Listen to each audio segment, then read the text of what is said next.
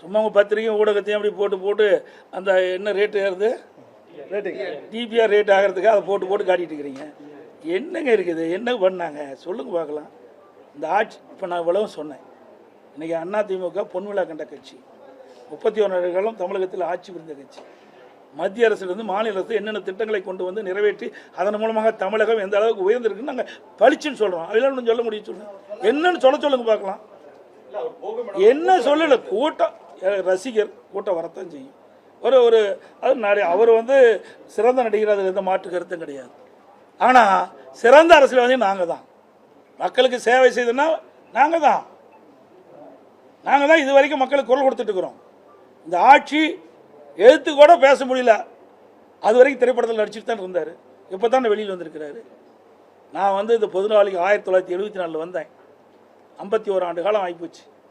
51 ஆண்டு காலம் மக்களுடைய பிரச்சனையை நாங்கள் அணுவு நிதியாக தெரிஞ்சிருக்கிறோம். ஒரு சாதாரண பிரச்சனைக்கே, சாதாரண பிரச்சனை இல்லை, அது மிகப்பெரிய கடுமையான பிரச்சனை தான். அது தவறு, நான் சொன்ன வார்த்தை.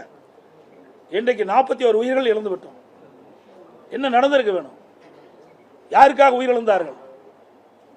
அவரை காணதா, அவருடைய கூட்டத்தை, அவருடைய பேச்சை கேட்பதற்காக வந்த கூட்டம். என்ன பண்ணியிருக்கணும்? நேரடியாக அங்கே போயிருக்கணும். நாங்களாம் ஓடலை. நாங்கள் எந்த கட்சி அந்த கட்சின்னு பார்க்கல. விலைமதிக்க முடியாத உயிர்கள் 41 போயிட்டுது. பாவம், பரிதாபம். இந்த குடும்பம் எந்த நிலையில் இருக்கும்? அவர்களுக்கு எங்களால் முடிந்த ஆறுதல் சொல்லலாம். இது அந்த ஆறுதல் கூட உங்களால் சொல்ல முடியலையே. அப்புறம் கட்சி நடத்தி என்ன செய்ய போகிறீங்க? இதே அம்மா இருந்தது. அம்மா இருக்கும்போது சுனாமி வந்தது, அதிகாரிகள் எச்சரித்தாங்க. அதையும் மீறி கடலுக்கு போய் பார்த்தாங்களே இல்லையா? உடனே ஓடோடி பார்த்தாங்களே இல்லையா? புயல் வந்தது, எங்களுடைய அமைச்சர்கள்லாம் 3 மாதம் அங்கேயே தங்கி, கஜா புயலில் 3 மாத காலம் அந்த இடத்துலேயே தங்கி நிவாரண பணிகளை மேற்கொண்டு அந்த புயல் அடிச்சூடு இல்லாமல் நாங்கள் பார்த்துக்கிட்டோம். இதெல்லாம் எங்களுடைய உழைப்பு. ஒரு அரசாங்கம் எப்படி இருக்கணும்னு முன்மாதிரியாக அரசாங்கம் அதிமுக அரசாங்கம். எதையுமே செய்யாமல் திரைப்படத்தில் இருக்க வரைக்கும் சம்பாரிச்சிங்க.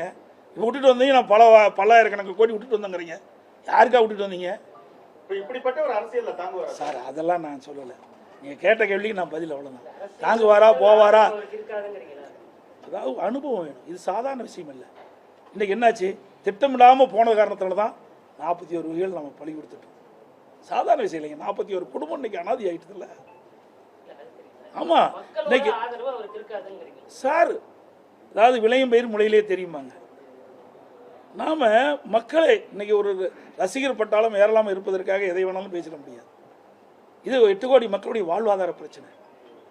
ஒரு அரசாங்கம் வந்தால் எப்படி செயல்படும் என்பதை பார்க்கணும். கொரோனா காலம் இருந்ததுங்க. கொரோனா காலம் வந்தால் இவ்வளோ வீட்டு விட்டு வெளியே வருவாரா? நான் 32 மாவட்டத்துக்கு நேரடியாக போனேன். என்னை கூட மருத்துவர்கள் சொன்னாங்க, நான் அடிக்கடி சொன்னேன். ஆனால் நான் 15 மாவட்டத்துக்கு போயிட்டு 16ஆம் மாவட்டம் திருச்சிக்கு போகும்போது தமாக தலைவர் ஒருத்தர், அவர் பிரமாதமாக விவசாயி என்ற பேசிட்டு இருந்தார். ஒரு வாரம் கழித்து அவர் கொடுத்துருந்தார். அந்த செய்தியெல்லாம் அவர்கிட்ட கேட்கணும்னு சொன்னேன். இறந்துட்டார். அருமையான உடல், 55-57 வயசு தான் இருக்கும். அப்படிப்பட்ட சூழ்நிலை கூட 32 மாவட்டத்துக்கு நேரடியாக போனோம். மக்களை போய் சந்தித்தோம். அந்த காலகட்டத்தில் ஒரு இக்கட்டான காலகட்டம். மக்களை காக்க வேணும், மக்களுடைய பிரச்சனை தீர்க்க வேணும். அதையெல்லாம் நேரடியாக சேர்ந்து நீங்கள் எல்லா ஊடகம் பார்த்தீங்க, எல்லா இடத்துலையும் போனோம். அப்படி ஒரு சூழல் வருகின்ற போது இவரெல்லாம் எப்படி சமாளிக்க முடியும்? சார், இவ்வளவு பலம் வாய்ந்த ஒரு கட்சியை அவர் எங்களுக்கும் திமுக தான் சார், 1008 பேசலாம், அது வேற. அவருடைய இது சுதந்திர நாடு, யார் வேணாலும் கட்சி ஆரம்பிக்கலாம், யார் வேணாலும் ஒருத்தர் வருவதற்காக பேசலாம். அதையெல்லாம் பொருட்படுத்த வேணுமா? உங்களுக்கு பத்திரிகையாளர் ஊடகமும் தெரியும். ஏதாவது பேசி கீசி விறுவிறுப்பாக செய்தி பல வேணும். அதுக்காக என்கிட்ட கேட்க முடியாத கேள்வியாக கேட்குறேன். எந்த கேள்வி கேட்டாலும் நான் பதில் சொல்ல தயார். அதில் எந்த மாற்று கருத்தும் கிடையாது. எதற்காக சொல்லினா, யாரையும் நான் குறைச்சி மதிப்பிடல. இது அரசாங்கங்க. அரசாங்கத்தில் அனுபவம் தேவை. அனுபவம் செய்யவே முடியாது, பெரிய கஷ்டங்க. இன்றைக்கு அதிமுக ஆட்சியில் பொன்மனச்சம்பள புரட்சித்தலைவர் எம்ஜிஆர் இருந்தார், அம்மா இருந்தால், அம்மா மறைவுக்கு நாங்கள் இருந்தோம். எந்த அளவுக்கு வளர்ந்துருக்குதுன்னு பாருங்கள். மற்ற மாநிலத்தை ஒப்பிட்டு பாருங்கள். இன்றைக்கு இவ்வளோ தூரம் வளர்ச்சி அடைவதற்கு காரணம் அனைத்து இந்திய அண்ணா திராவிட முன்னேற்ற கழகம் ஆட்சி இருந்த காரணத்தில் தான். அதுதான் நாங்கள் தைரியமாக சொல்கிறோம்.